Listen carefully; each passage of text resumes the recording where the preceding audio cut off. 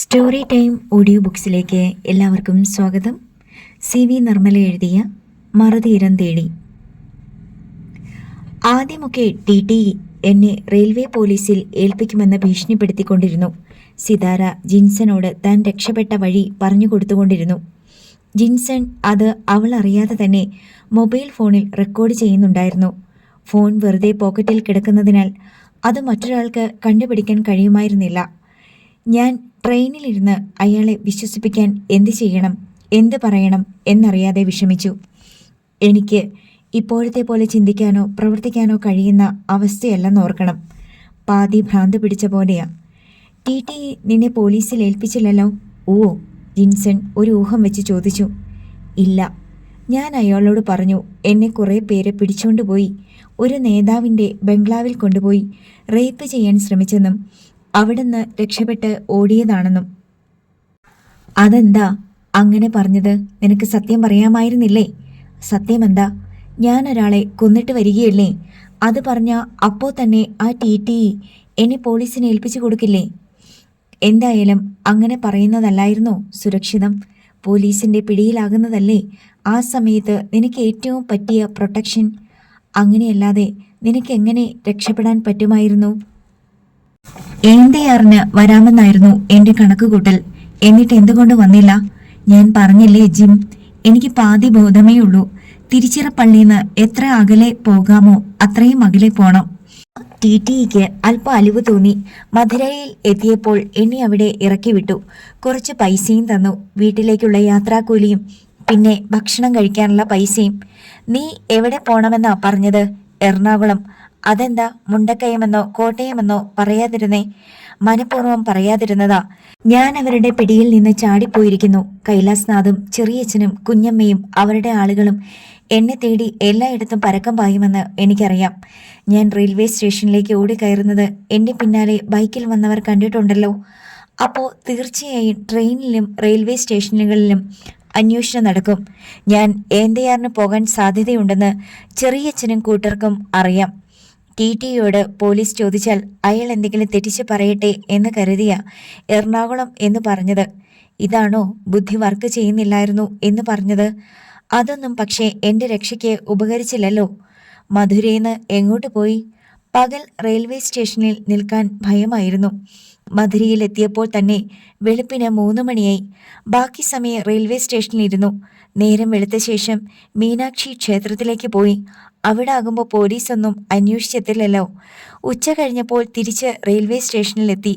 തിരുനെൽവേലി കന്യാകുമാരി വഴി തിരുവനന്തപുരത്തിനുള്ള ട്രെയിൻ അവിടെ കിടപ്പുണ്ടായിരുന്നു. അതിൽ കയറിപ്പറ്റി. തിരുവനന്തപുരത്ത് എത്തിയ ശേഷമുള്ള സംഭവം മുഴുവൻ അറിയാമല്ലോ. അതൊക്കെ പിന്നീട് അന്വേഷിച്ചറിഞ്ഞതാ. തിരുവനന്തപുരത്ത് വെച്ച് പോലീസ് പിടികൂടിയ സീരിയൽ നടി നീയാണെന്ന് അന്ന് എനിക്ക് അറിയില്ലല്ലോ. മാത്രമല്ല നീ മിസ്സിംഗ് ആണെന്ന് അപ്പോഴൊന്നും ഞാൻ അറിഞ്ഞിട്ടില്ല.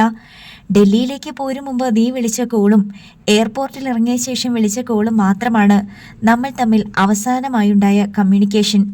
പിന്നെ നിന്നെപ്പറ്റി ഒരറിവുമില്ല. വിമാനം റഡാറിൽ നിന്ന് അപ്രത്യക്ഷമായി. ടെർമിനലുമായിട്ടുള്ള വാർത്താവിനിമയ ബന്ധം നഷ്ടപ്പെട്ടു എന്നൊക്കെ പറയും പോലെ. തിരുവനന്തപുരത്ത് എത്തിയ ശേഷം എൻ്റെ ഐഡന്റിറ്റി ആകെ മാറി. ഞാനല്ലാതായി. തിരുവനന്തപുരത്ത് രാത്രിയാണ് വന്നത്. ട്രെയിനിൽ വെച്ച് തന്നെ എന്നെ ആരൊക്കെയോ ശ്രദ്ധിക്കുന്നുണ്ടായിരുന്നു. ട്രെയിനിൽ നിന്ന് ഇറങ്ങിയിട്ട് ഞാൻ ബാക്കി യാർഡിലേക്കാണ് പോയത്. കാരണം ഫ്രണ്ടിലാണല്ലോ പോലീസും CCTVയും ക്യാമറയും ഒക്കെ കൂടുതലുള്ളത്. CCTV ക്യാമറയിലൊന്നും മുഖം പതിയാതിരിക്കാൻ ഞാൻ ജലദോഷമുള്ള പോലെ ഒരു ടിഷ്യൂ പേപ്പർ കൊണ്ട് മുഖം പാതി മറിച്ചാ നടന്നത്. ബാക്ക് യാർഡിൽ കൂടി പവർ ഹൗസ് റോഡിലെത്തുമ്പോഴേക്കും കുറേ പേർ എൻ്റെ പുറകെ വന്നു. ഓടുകയല്ലാതെ വേറൊരു വഴിയും കണ്ടില്ല. ഒടുക്കം ഞാൻ ബോധം കെട്ട് വീണുപോയി. ബോധം തെളിയുമ്പോൾ ജനറൽ ഹോസ്പിറ്റലിലാ. അപ്പോൾ മുതൽ ഞാൻ നയോമിയാ. നയോമിയുടെ വേഷം എങ്ങനെ സ്വീകാര്യമായിട്ട് തോന്നി? ജിൻസൺ ചോദിച്ചു. എനിക്കറിയില്ലല്ലോ നയോമിയെ. ഞാനാണെങ്കിൽ തീർത്തും അവശയാണ്. ഭക്ഷണം കഴിച്ചിട്ട് 2 ദിവസം. അല്ലെങ്കിൽ തന്നെ തിരുച്ചിയിലെ മെൻ്റൽ ഹോസ്പിറ്റലിൽ എനിക്ക് തീരെ കുറച്ച് ആഹാരമേ തരുമായിരുന്നുള്ളൂ. അതും ദിവസം ഒരു നേരം. എൻ്റെ ശരീരവും മനസ്സും ദുർബലമാക്കുക, എന്നെ ഇഞ്ചിഞ്ചായിട്ട് കൊല്ലുക, അതായിരുന്നല്ലോ അവരുടെ ഉദ്ദേശം. എപ്പോഴെങ്കിലും എന്നെപ്പറ്റി അന്വേഷണം വരുമെന്ന് അവർക്കറിയാം. അപ്പോൾ പറയാൻ ഒരു കഥ വേണം. അച്ഛൻ്റെ അകാല മരണം സൃഷ്ടിച്ച മാനസിക ആഘാതം കാരണം ഭ്രാന്തായി പോയ പെണ്ണ്. തിരുച്ചിയിലെ മനോരോഗ ചികിത്സാ കേന്ദ്രത്തിൽ കൊണ്ടുപോയി രക്ഷപ്പെടുത്താൻ ശ്രമിച്ചിട്ട് സാധിച്ചില്ല. കുറച്ചുനാൾ കഴിഞ്ഞപ്പോഴേക്കും എന്തോ അസുഖം വന്ന് മരിച്ചുപോയി. ഇതായിരിക്കണം കൈലാസ്നാഥും കൂട്ടരും ചേർന്നുണ്ടാക്കിയെടുത്ത സ്ക്രീൻ പ്ലേ. അതവരുടെ തിരക്കഥ. നീ നിനക്ക് വേണ്ടി ഒരു തിരക്കഥ എഴുതിയല്ലോ. അതായത് നയോമിയുടെ ഐഡന്റിറ്റി നീ ഏറ്റെടുക്കുവാൻ എന്തായിരുന്നു കാരണം? ജിൻസൺ ചോദിച്ചു. അത് ഞാൻ ഏറ്റെടുത്തതല്ല ജിം, എല്ലാവരും ചേർന്ന് അടിച്ചേൽപ്പിച്ചതാണ്.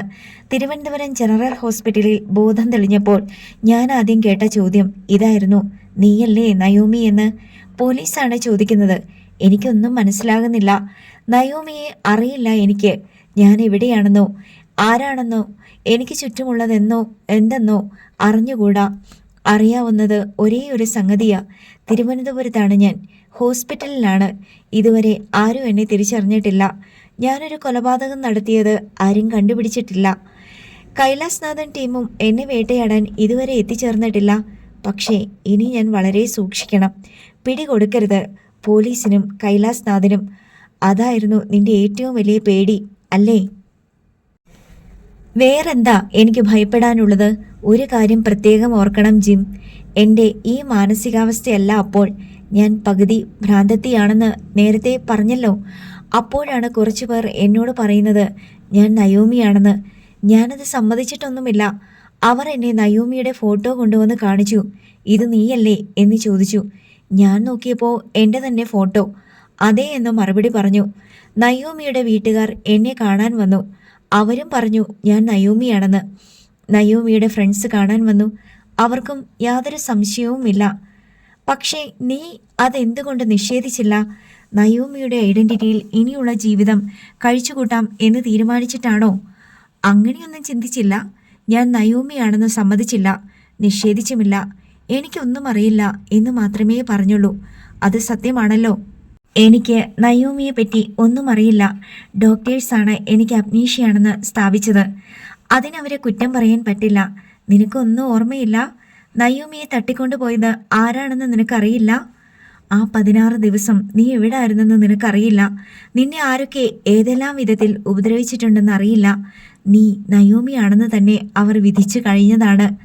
അപ്പോൾ നയോമിക്ക് പാസ്റ്റൊന്നും ഓർമ്മയില്ലെന്ന് വന്ന എന്താ അതിനർത്ഥം? ജിൻസൺ വിശദീകരിച്ചു.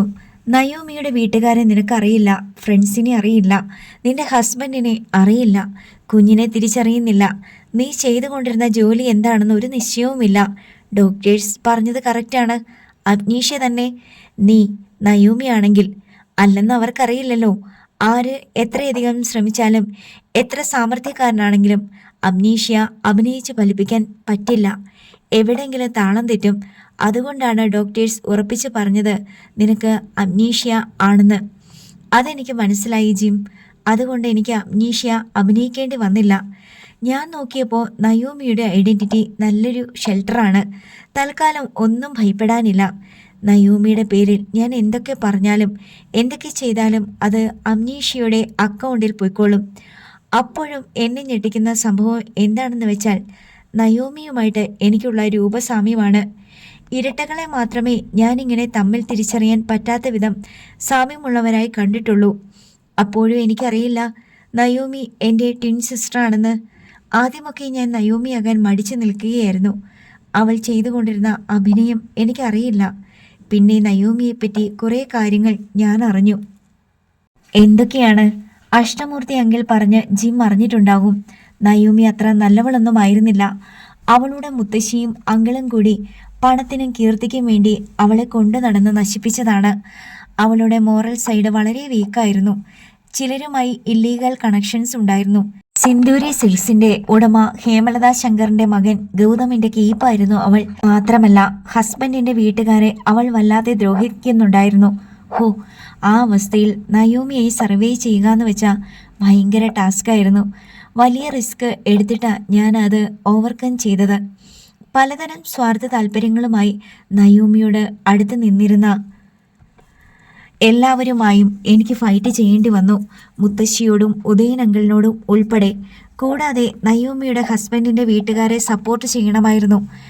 അതിനിടയ്ക്ക് സീരിയലും സിനിമയും അഭിനയിക്കേണ്ടിയും വന്നു. എത്രയോ രാത്രി ഞാൻ കരഞ്ഞു പ്രാർത്ഥിച്ചു എനിക്ക് ഇത്തിരിയെങ്കിലും അഭിനയിക്കാൻ കഴിയണേന്ന്.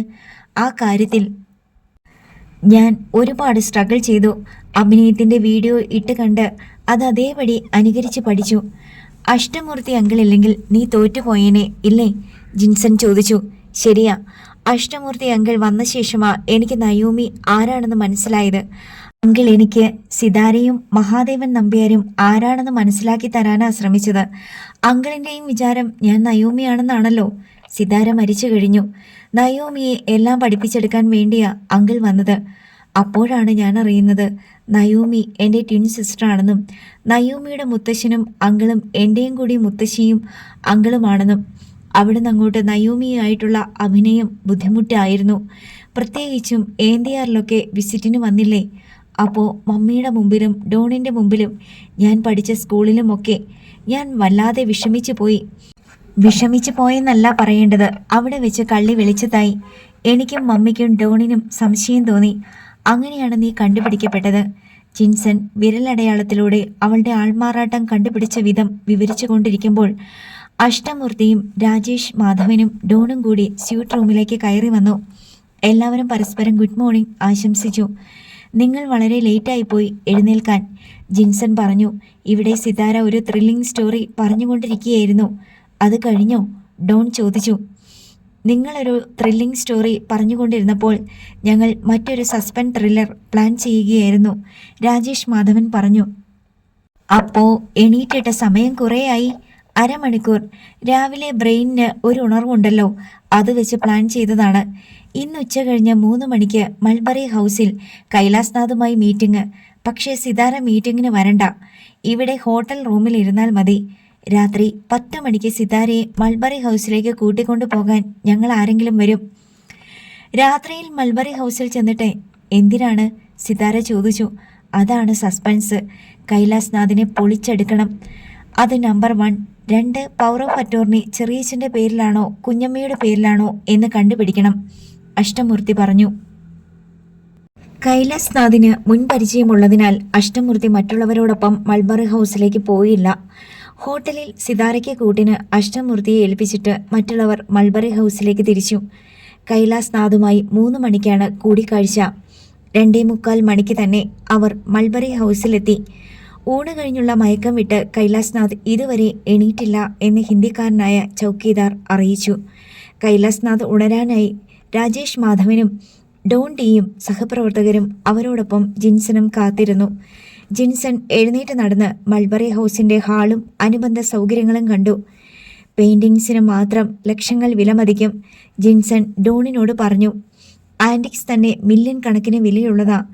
മൾബറി ഹൗസ് മഹാദേവൻ നമ്പ്യാരുടെ പ്രസ്റ്റീജ് പ്രോപ്പർട്ടിയായിരുന്നു എന്നാണ് എൻ്റെ അറിവ്, ഡോൺ ഡി പറഞ്ഞു. എന്തൊരു വലിയ വീടാ ഇത്! എത്ര വലിയ കോമ്പൗണ്ട്! ഇത് 2 ഏക്കറിൽ കുറയില്ല അല്ലേ? ജിൻസൺ ചോദിച്ചു. ഏയ്, അത്രയൊന്നും വരില്ല. ഡൽഹിയിൽ 2 ഏക്കർ എന്നൊക്കെ പറഞ്ഞ എന്താ സംഭവം? 1 ഏക്കർ വരുമായിരിക്കും. 3 സ്റ്റോറി ബിൽഡിംഗാ. അവർ സംസാരിച്ചു കൊണ്ടിരിക്കെ കൈലാസ്നാഥ് വന്നു. മുൻകൂട്ടി തയ്യാറാക്കി വെച്ചിരുന്ന വ്യാജനാമങ്ങളിൽ രാജേഷ് മാധവൻ തന്നെയും കൂടെയുള്ളവരെയും പരിചയപ്പെടുത്തി. അതിനുശേഷം തങ്ങളുടെ വിഷയം അവതരിപ്പിച്ചു. തോടിന് ഇക്കരെയും അക്കരെയും 2 പുരയിടങ്ങൾ. രാജേഷ് മാധവൻ അതിൻ്റെ സ്കെച്ചും പ്ലാനും കൊണ്ടുവന്നിട്ടുണ്ട്. അത് ടീപ്പോയിന്മേൽ നിവർത്തി വെച്ചു പേന കൊണ്ട് തൊട്ട് കാണിച്ചു.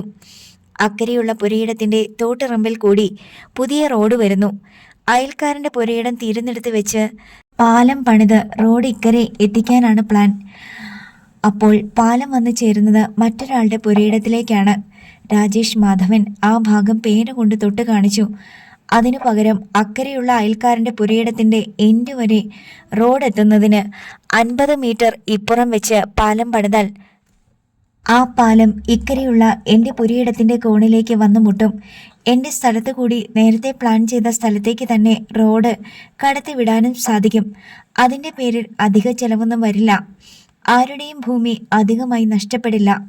സർക്കാരിനും ഒരു നഷ്ടവുമില്ല. നഷ്ടം എനിക്കാണ്. പാലം കയറി എൻ്റെ സ്ഥലത്തേക്ക് വരുന്ന റോഡ് അടുത്ത പുരയിടത്തിലേക്ക് കടത്തിവിടാൻ ഒരു 10 സെൻറ്റ് സ്ഥലം വിട്ടുകൊടുക്കേണ്ടി വരും. അത് ഫ്രീ ആയിട്ട് ഞാൻ വിട്ടുകൊടുക്കാം. കാരണം എൻ്റെ പുരയിടത്തിലേക്ക് വേറെ റോഡില്ലല്ലോ. ആ പാലം എൻ്റെ പ്രോപ്പർട്ടിയിലേക്ക് വന്നാൽ എൻ്റെ പുരയിടത്തിൻ്റെ മതിപ്പു വില 2 ഇരട്ടിയാകും. അതാണ് എനിക്കുള്ള നേട്ടം. രാജേഷ് മാധവൻ രേഖകളും സ്കെച്ചും കാട്ടി വിശദീകരിച്ചു. നിങ്ങളുടെ പ്രോപ്പർട്ടി എത്ര വരും? 5.5 ഏക്കർ. ഓഹോ, എങ്കിൽ പിന്നെ നിങ്ങൾക്ക് തോടിനു പുറകെ സ്വന്തമായിട്ടൊരു ബ്രിഡ്ജ് പണിതുകൂടെ? കൈലാസ്നാഥ് ചോദിച്ചു. തോടിൻ്റെ 2 കരയും സർക്കാരിൻ്റെ പുറമ്പോക്ക. നമ്മൾ പാലം കെട്ടിപ്പൊക്കിക്കൊണ്ട് വരുമ്പം ആരെങ്കിലും കുത്തിപ്പൊക്കും. അനധികൃത നിർമ്മാണമാണെന്ന് പറഞ്ഞ് സർക്കാർ ഇത് പൊളിച്ചു കളയും. ഇത്തിരി വലിയ തോടാ. ഒരു 50 ലക്ഷം രൂപയാകും സാറേ പാലത്തിന്, രാജേഷ് മാധവൻ വെളിപ്പെടുത്തി. സ്കെച്ചും പ്ലാനും അനുബന്ധ രേഖകളും പരിശോധിച്ച ശേഷം കൈലാസ്നാഥ് ഒരു ഫോർമുല മുന്നോട്ട് വെച്ചു. നിങ്ങൾ ഒരു കാര്യം ചെയ്ത് 25 ലക്ഷം രൂപ എൻ്റെ പെട്ടിയിലിട്. പാലം നിങ്ങളുടെ പുരയിടത്തിൽ കൂടി കയറ്റിവിടാം. സർ, 25 വലിയ തുകയാണ്. അത്രയ്ക്കുള്ള പ്രോഫിറ്റൊന്നും പാലം കൊണ്ട് എനിക്ക് കിട്ടാൻ പോകുന്നില്ല. 5.5 ഏക്കർ പുരയിടം 5.5 കോടിയുടെ സ്വത്തല്ലേ? റോഡ് വന്നാൽ അതിന് മതിപ്പുവില 15 കോടി. കണക്ക് കൂട്ടി നോക്ക്. ഇല്ല സാറേ, 5.5 ഏക്കർ പുറമ്പോക്കും പോയിട്ട് 5 ഏക്കർ കാണും. 2.5 കോടി രൂപ വിലമതിക്കാം. അവിടെ അത്രയേ ഉള്ളൂ. പ്ലാന്റേഷനല്ലേ? 20 ലക്ഷത്തിന് മുറിക്കാം. എന്തു പറയുന്നു? കുറേ സമയം നീണ്ടുപോയ തർക്കവിതർക്കങ്ങൾക്ക് ശേഷം 18 ലക്ഷം രൂപയ്ക്ക് വാക്കാൽ കരാർ ഉറപ്പിച്ചു. കൈലാസ്നാഥ് അഡ്വാൻസിനായി കൈനീട്ടി. രാജേഷ് മാധവൻ 1 ലക്ഷം രൂപ റെഡി ക്യാഷ് എടുത്തു കൊടുത്തു. കൈലാസ്നാഥിന് സന്തോഷമായി. തുടർന്ന് കേരളത്തിലെ രാഷ്ട്രീയ ഗതി വ്യതിയാനങ്ങളെക്കുറിച്ചായി ചർച്ച. കൈലാസ്നാഥിന് രാജേഷ് മാധവനെ ഇഷ്ടപ്പെട്ടു. 7 മണിയോടെ കൈലാസ്നാഥ് തൻ്റെ അതിഥികളെ മൾബറി ഹൗസിലെ സ്വകാര്യ ബാറിലേക്ക് കൂട്ടിക്കൊണ്ടുപോയി. ചെറിയ തോതിൽ രാജേഷ് മാധവനും ഡോണും കൈലാസ്നാഥിനോട് സഹകരിച്ചു.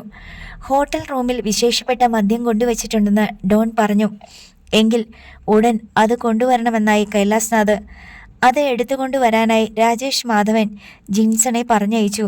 രാജേഷ് മാധവനും സംഘവും വന്ന ടാക്സി മൾബറി ഹൗസിൻ്റെ മുറ്റത്ത് തന്നെ കിടപ്പുണ്ടായിരുന്നു. ജിൻസൺ അതിൽ കയറി ഹോട്ടൽ മുറിയിലേക്ക് പോയി. അവിടെ അഷ്ടമൂർത്തിയും സിതാരയും എപ്പോൾ വേണമെങ്കിലും പുറപ്പെടാൻ തയ്യാറായി ഇരിപ്പുണ്ടായിരുന്നു. വെള്ള സാരിയും വെള്ള ബ്ലൗസുമായിരുന്നു സിതാരയുടെ വേഷം. ഡോൺ ഡി കരുതിക്കൊണ്ടുവന്ന വിദേശ മദ്യക്കുപ്പികൾ ജിൻസൺ ബാഗിലെടുത്തു വെച്ചു. സിതാര അത്യാവശ്യം മേക്കപ്പ് കൂടി നടത്തി. ചുണ്ടിൽ ചുവന്ന ലിപ്സ്റ്റിക്കും കണ്ണിന് താഴെ കറുപ്പ് നിഴലും വരച്ചു ചേർത്തു. കൈവിരലുകളിൽ നഖങ്ങൾ തിരുകി. അസ്സലായിട്ടുണ്ട്, രക്തരക്ഷസ് തന്നെ. അഷ്ടമൂർത്തി അവളെ അഭിനന്ദിച്ചു. മിററിൽ നോക്കിയിട്ട് എനിക്ക് തന്നെ പേടിയാകുന്നു, സിതാര പറഞ്ഞു. കാറിൽ അവർ മൾബറി ഹൗസിലേക്ക് തിരിച്ചു. ഡൽഹിയിൽ 5:30 മണിക്ക് തന്നെ ഇരുട്ട് ചേക്കേറിയിരുന്നു.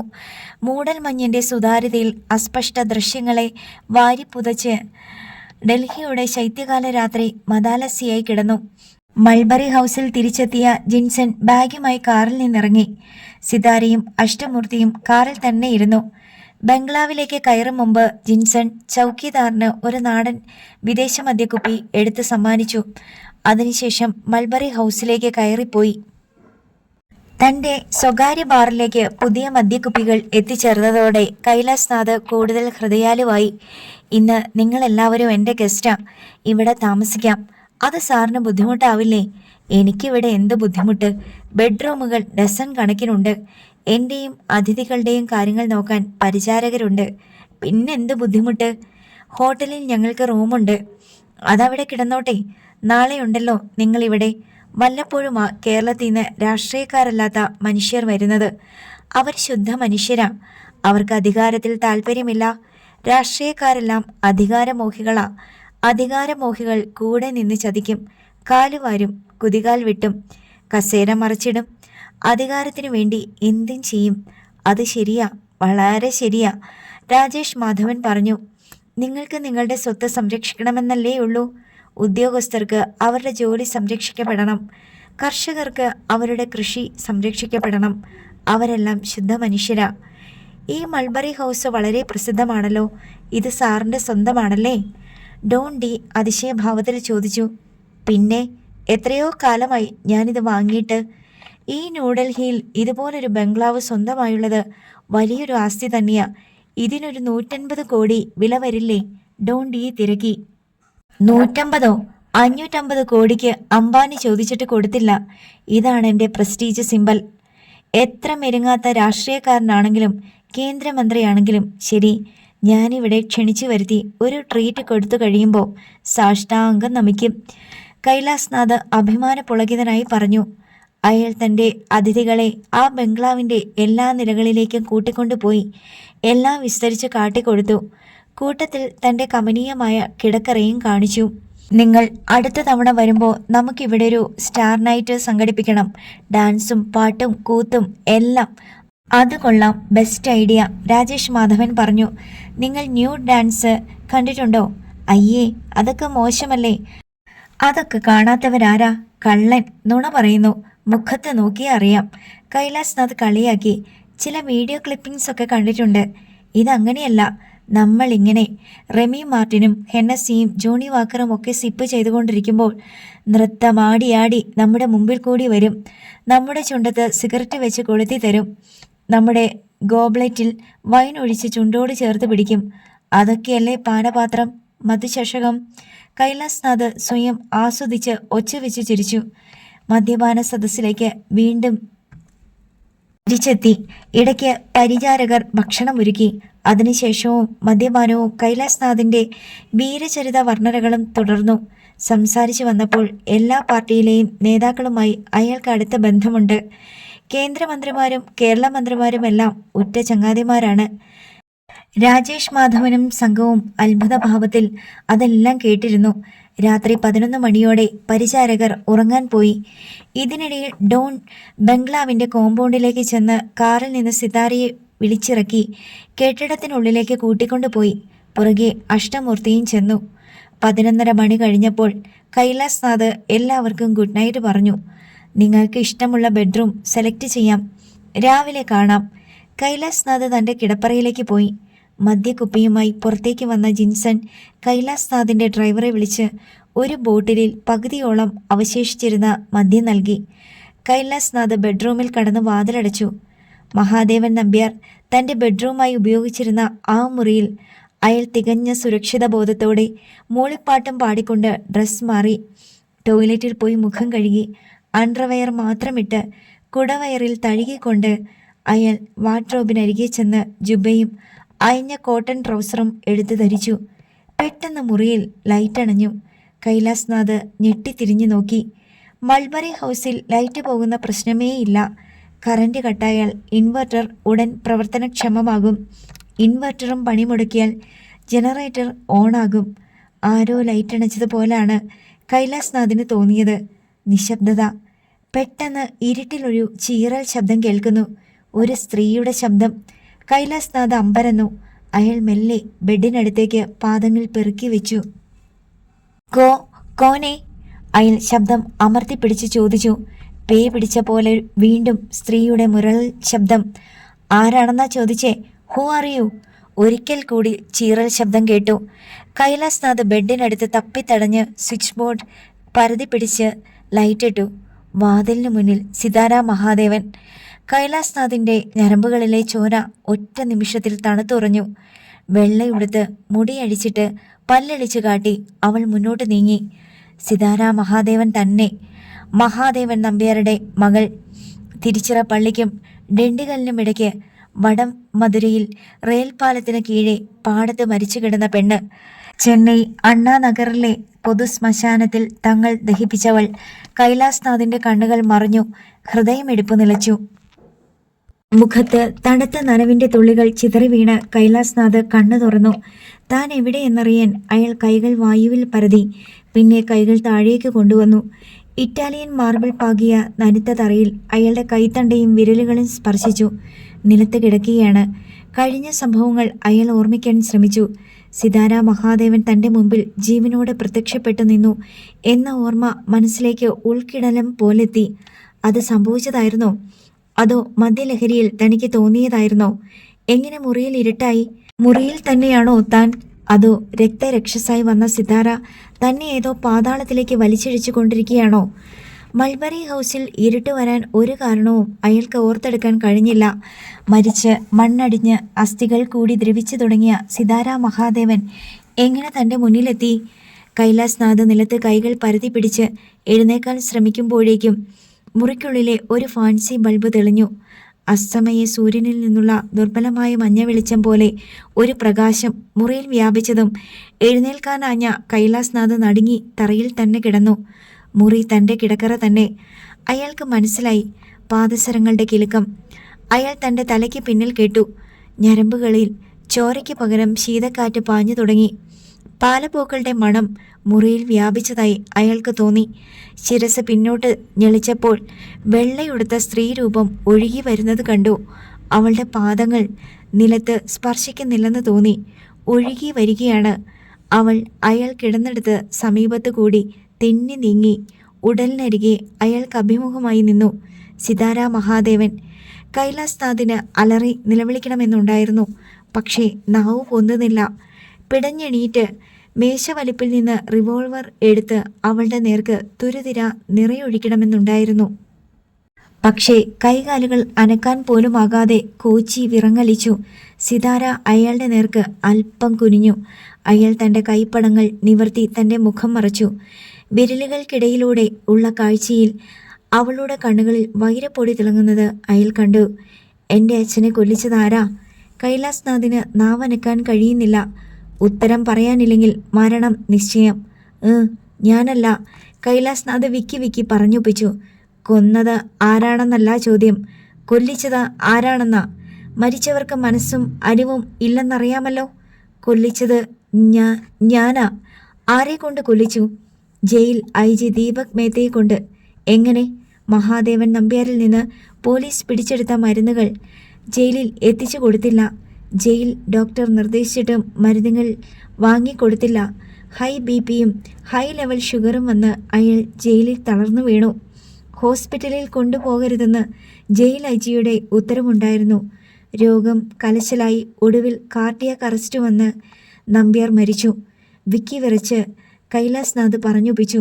എന്ത് കുറ്റത്തിനാണ് അച്ഛനെ അറസ്റ്റ് ചെയ്ത് ജയിലിലിട്ടത്? കുറ്റമൊന്നും ചെയ്തിട്ടില്ലായിരുന്നു.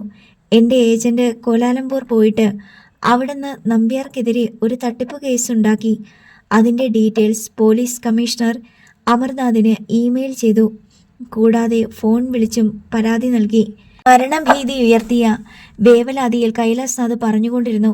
പലപ്പോഴും നാക്കു കുഴഞ്ഞിട്ട് വാക്കുകൾ വ്യക്തമായില്ല. അമർനാഥിനും ദീപക് മേത്തയ്ക്കും എന്തു കൊടുത്തു? സിതാര എല്ലാം അറിയുന്ന പോലെ ചോദിച്ചു. 50 ലക്ഷം രൂപ. എങ്ങനെ കൊടുത്തു? ക്യാഷായിട്ടോ അതോ ചെക്കായിട്ടോ? ക്യാഷായിട്ട് കൊടുത്തു. അതെങ്ങനെ അക്കൗണ്ട് ചെയ്തു? അമർനാഥിന് അയാളുടെ ഫാദർ ഇൻ ലോയുടെ അക്കൗണ്ടിലേക്കും ദീപക് മേത്തയ്ക്ക് ബ്രദർ ഇൻ ലോയുടെ അക്കൗണ്ടിലേക്കും ട്രാൻസ്ഫർ ചെയ്തു കൊടുത്തു. കൈലാസ്നാഥ്, തനിക്കും ഈ പ്രേതാത്മാവിനും ഇടയിൽ ഏതെങ്കിലും ഒരു മനുഷ്യജീവിയുടെ സഹായം കിട്ടുമോ എന്നറിയാൻ നാലുപാടും പതറി നോക്കി. ആരും സഹായിക്കാൻ വരില്ല. എല്ലാവരെയും ഞാൻ മയക്കി കിടത്തി. പ്രേതങ്ങൾക്ക് അങ്ങനെയൊരു കഴിവുണ്ട്. സിതാര തണുത്ത് നിർവികാരമായ ഒച്ചയിൽ പറഞ്ഞു. കൈ ഒന്നുയർത്തി കാണിച്ചാൽ മതി. എത്ര വലിയ ഭീകരനും മയങ്ങി താഴെ വീഴും. ഇനി ഞാൻ ഈ കെട്ടിടത്തിൽ നിന്ന് പോകണം. അവരൊക്കെ കണ്ണു തുറന്ന് എണീക്കണമെങ്കിൽ. അതെല്ലാം ശരിയാണെന്ന് കൈലാസ്നാഥ് വിചാരിച്ചു. മരിച്ചുപോയ സിതാര മഹാദേവൻ തനി സ്വരൂപത്തിൽ പ്രേതമായി മുന്നിൽ വന്ന് നിന്നുകൊണ്ടാണ് പറയുന്നത്. ആരെങ്കിലും വേഷം കെട്ടി അഭിനയിക്കുന്നതാണോ എന്നൊരു ചെറിയ സംശയത്തിൽ അയാൾ അവളെ അംഗപ്രത്യംഗം നോക്കി. സിതാര തന്നെ. ഒരു മാറ്റവുമില്ല. ഉടനെ മൃഗം മുരളുന്ന പോലെ അവൾ മുരണ്ടു. എന്നെ സംശയിക്കുന്നോ? ഞാൻ ഈ കൈ കൊണ്ട് ഒറ്റയടി അടിച്ചാൽ നിന്റെ തലച്ചോറ് ഇവിടെ ചിതറും. കൈലാസ്നാഥ് ഉടൻ കണ്ണിറുക്കി അടച്ചു. എന്നോട് നീ ചെയ്തതൊക്കെ എനിക്കറിയാം. എന്നെ മയക്കുമരുന്ന് തന്ന് എൻ്റെ സുബോധം നഷ്ടപ്പെടുത്തി. ആ അവസ്ഥയിൽ എന്നെ ചെന്നൈയിലേക്ക് കൊണ്ടുപോയി. അർദ്ധബോധാവസ്ഥയിൽ എന്നെ കൊണ്ട് പ്രമാണങ്ങളിൽ ഒപ്പിടിവിച്ചു. എന്നെ തിരിച്ചറിപ്പള്ളിയിൽ കൊണ്ടുപോയി ഭ്രാന്താശുപത്രിയിൽ അടച്ചു. അവിടുന്ന് രക്ഷപ്പെടാൻ ശ്രമിച്ച എന്നെ ആരൊക്കെയോ ചേർന്ന് പിടികൂടി കൂട്ട ബലാത്സംഗത്തിനിരയാക്കി. ഒടുവിൽ കഴുത്ത് ഞെരിച്ച് കൊലപ്പെടുത്തി. എൻ്റെ ഡെഡ് ബോഡി റെയിൽപാളത്തിനും കീഴിൽ ഉപേക്ഷിച്ചു. ഇതെല്ലാം നിങ്ങളുടെ കൂടി അറിവോടെ നടന്ന സംഭവങ്ങളല്ലേ? കൈലാസ്നാഥ് കണ്ണുമിഴിച്ചു. ഇതെല്ലാം സിതാര മഹാദേവന് മാത്രം അറിയുന്ന കാര്യങ്ങളാണ്. മറ്റൊരാൾ എത്ര തന്മയത്വമായി ആൾമാറാട്ടം നടത്തിയാലും ഈ വിവരങ്ങളൊന്നും അവർക്ക് ലഭിക്കാൻ സാധ്യതയില്ല. ഈ മൾബറി ഹൗസ് സ്വന്തമാക്കാൻ വേണ്ടിയല്ലേ നിങ്ങൾ എൻ്റെ അച്ഛനെ കൊന്നത്? ആ അതെ, നമ്പ്യാർ അത് വിൽക്കാൻ ശ്രമിച്ചു. ഞാനത് തടയാൻ ശ്രമിച്ചു, നടന്നില്ല. എന്നെ കൊണ്ട് മുക്തിയാർ ഒപ്പിടിവിച്ച് വാങ്ങിയത് ആരുടെ പേരിലേക്കാണ്? കുഞ്ഞമ്മയുടെയോ ചെറിയച്ഛൻ്റെയോ? മയക്കുമരുന്നിൻ്റെ പിടിയിലായിരുന്നതുകൊണ്ട് എനിക്കത് ശരിക്കും ഓർമ്മ വരുന്നില്ല. സിതാര അയാളുടെ നേർക്ക് ചുഴിഞ്ഞു നോക്കി. എൻ്റെ അടുത്ത ബന്ധുക്കളുടെ പേരിലേക്കല്ലാതെ പവർ ഓഫ് അറ്റോർണി എഴുതാൻ പറ്റില്ലല്ലോ.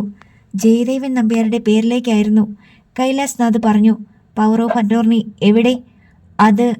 അത് ജയദേവൻ്റെ കൈവശം. അയാളുടെ പൊടുന്നനെ വെളിച്ചമണഞ്ഞു. ഒരു മേശ മറിഞ്ഞു വീണ ശബ്ദം മുറിയെ നടുക്കി. ആരോ ചെങ്ങല വലിച്ചു നടക്കുന്ന ശബ്ദം കേൾക്കായി. എഴുന്നേൽക്ക്. സിതാര അകലെ നിന്നുകൊണ്ടാണ് ആജ്ഞാപിക്കുന്നതെന്ന് കൈലാസ്നാഥിന് തോന്നി. അയാൾ വിറച്ചുകൊണ്ട് എഴുന്നേറ്റ് നിന്നു. എവിടെയാണ് മുക്തിയാർ സൂക്ഷിച്ചിരിക്കുന്നത്? ശബ്ദം തൊട്ടു മുമ്പിൽ. ഇവിടെ, എൻ്റെ ഷെൽഫിനുള്ളിൽ. കൈലാസ്നാഥ് പെട്ടെന്ന് പറഞ്ഞു. പെട്ടെന്ന് ലൈറ്റ് തെളിഞ്ഞു. കൈലാസ്നാഥ് നോക്കുമ്പോൾ സിതാരയെ കാണാനില്ല. അയാൾ പേടിയോടെ തല പതിയെ പുറകോട്ട് തിരിച്ചു. തൊട്ടു പിന്നിൽ നിൽക്കുന്നു സിതാര. അവളുടെ കൈവശം ഒരു വാൾ. ഹാളിലെ ചുവരുകളിൽ രാജഭരണകാലത്തെ വാളും പരിചകളും വിവിധ രൂപങ്ങളിലുള്ളവ സൂക്ഷിച്ചിട്ടുണ്ടായിരുന്നു. അവയിലൊന്നാണ് അവളുടെ കൈവശമുള്ളതെന്ന് കൈലാസ്നാഥ് കരുതി. അയാൾ ഷെൽഫ് തുറന്ന് അതിനുള്ളിലെ ഡോക്യുമെൻ്റ് ലോക്കറിൽ നിന്ന് ഒരു ഫയൽ പുറത്തെടുത്തു. അതിനുള്ളിൽ പ്ലാസ്റ്റിക് ആവരണമിട്ട നിലയിലുള്ള പവർ ഓഫ് അറ്റോർണി പുറത്തെടുത്തു. എൻ്റെ നേരെ പിടിച്ച് കാണിക്ക്, സിതാര ആജ്ഞാപിച്ചു. കൈലാസ്നാഥ് വിറച്ചുകൊണ്ട് അവളുടെ നേർക്ക് തിരിഞ്ഞ് പ്രമാണം അവളുടെ നേർക്ക് നീട്ടിക്കാണിച്ചു. സിതാര ഒന്ന് ഓടിച്ചു വായിച്ചു. എൻ്റെ അച്ഛനായ മഹാദേവൻ നമ്പ്യാരിൽ നിന്ന് നിയമാനുസൃതമായി തൻ്റെ പേരിലേക്ക് വന്നു ചേരേണ്ടതായ എല്ലാ വസ്തുവകകളുടെയും ബാങ്ക് ബാലൻസിൻ്റെയും നടത്തിപ്പും ക്രയവിക്രയങ്ങളും തൻ്റെ ചെറിയച്ഛനായ ജയദേവൻ നമ്പ്യാരെ ചുമതലപ്പെടുത്തിക്കൊണ്ടുള്ള മുക്തിയാർ. അത് താഴെയിട്, സിതാര ആജ്ഞാപിച്ചു. കൈലാസ്നാഥ് പ്രമാണം താഴേക്കിട്ടു. സിതാര മെല്ലെ പിന്നോക്കം മാറി. അവളുടെ പാദങ്ങൾ നിലത്ത് തൊടുന്നുണ്ടെന്ന് കൈലാസ്നാഥ് കണ്ടു. അവൾ ഒറ്റ കുതിപ്പിന് തിരിച്ചാക്രമിക്കില്ല എന്നൊരു അകലം തോന്നിയതും കൈലാസ്നാഥ് പെട്ടെന്ന് തിരിഞ്ഞ് ഷെൽഫിനുള്ളിലെ ജൂവൽ ലോക്കറിൽ നിന്ന് റിവോൾവർ എടുത്തുകൊണ്ട് നൊടിയിടയിൽ സിതാരയുടെ നേർക്ക് തിരിഞ്ഞു. ആദ്യത്തെ വെടി പൊട്ടും മുമ്പേ ലൈറ്റ് അണഞ്ഞു. എങ്കിലും സിതാരയുടെ രൂപം മനക്കണ്ണിൽ കണ്ട് അയാൾ തുരുതിരെ നിറയൊഴിച്ചു.